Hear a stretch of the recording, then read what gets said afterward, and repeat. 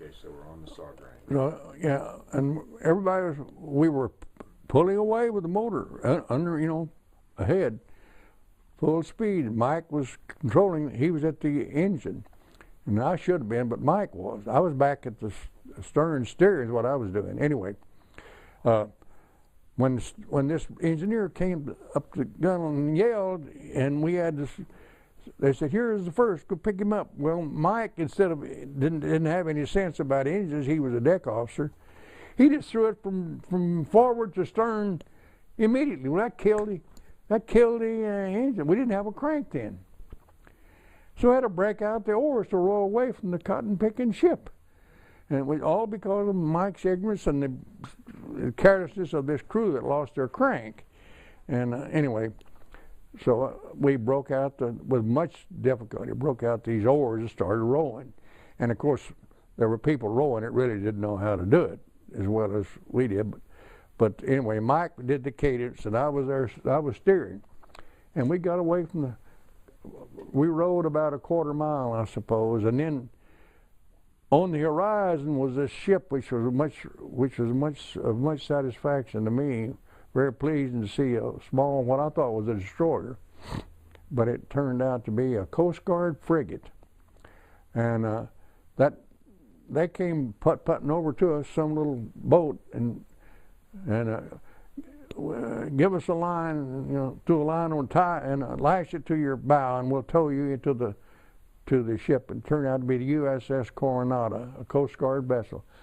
And Coast Guard, I couldn't believe what I was seeing in the Philippines. I didn't know any out there. Anyway, it took us about an hour to get on board the Coast Guard vessel, and all I was worried about was keeping soldiers from swamping the ship. The water was full of soldiers and wanting to get on board, and we had more than we should have had on there, and the water was lapping over the gunnels, and it was a very calm sea, thank goodness. And I had to tell, I don't know, 2 or 3 different soldiers, get away, you can't come aboard, we're swamped.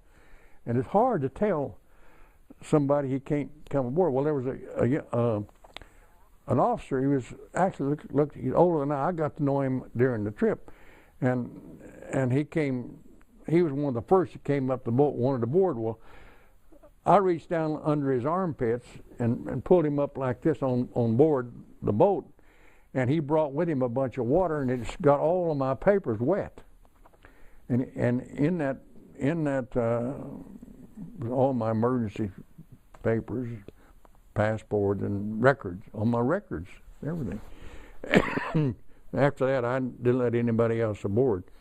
Turned out I got on board this ship, and I don't know how much time you got on this right now, but we spent the rest of the afternoon, took us another hour to get, they decided to tow the ship because it hadn't sunk yet. It was listing badly. But so they hooked onto there happened to be a tugboat in the convoy. The tugboat hooked on to the Saugrain, and when it started towing it, we escorted it to keep subs away and protect it from any more aircraft, because the ship was unmanned. Everybody was gone completely.